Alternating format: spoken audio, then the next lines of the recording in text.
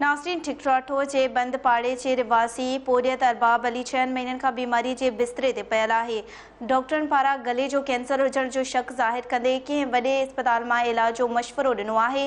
संदसि घर वारनि चयो आहे त गुर्बत सबबि इलाज नथा कराए सघूं, माली मदद कई वञे। इन हवाले सां रिपोर्ट करे रहियो आहे अली नवाज़ महर। ठिकराठो जे बंद पाड़े जो रहवासी पोरियत अरबाब अली महतम 6 महीननि खां बीमारी जे बिस्तरे ते पियल आहे। समूरो घर जो अल्लाह ताला विकिणी इलाज ते ख़र्च कयो। हाणे डॉक्टर कैंसर जो शक ज़ाहिर कंदे टेस्टूं कराए कंहिं वॾी इस्पताल में इलाज कराइण जो मशवरो ॾिनो आहे। हाणे घर में एतिरी वसियत न आहे जो बचड़नि जो पेट पालियूं। गुर्बत इलाज में रंडक बणियल आहे।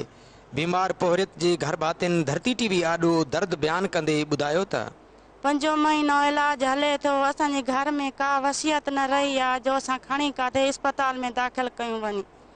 असां गरीब मिस्किन हिकु वेला खाऊं था, 8 वेला बच्चा बुख ते वेठा आहिनि। असां मजबूर थी विया आहियूं। असां वटि का ताक़त न आहे जो खणी काथे असां दाख़िल कयूं।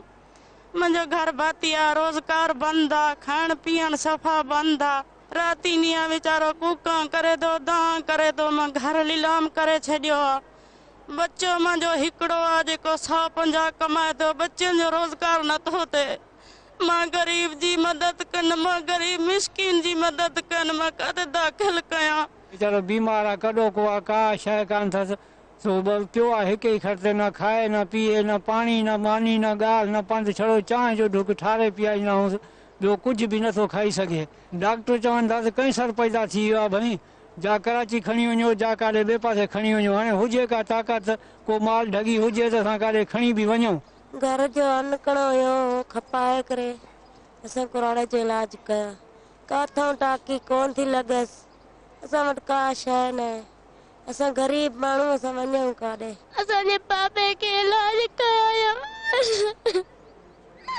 असांजो पापो कट ते पियो, कोई नथो खई वञे। कैमरा टीम सां गॾु अली नवाज़ महर, धरती टीवी न्यूज़, ठिकराठो।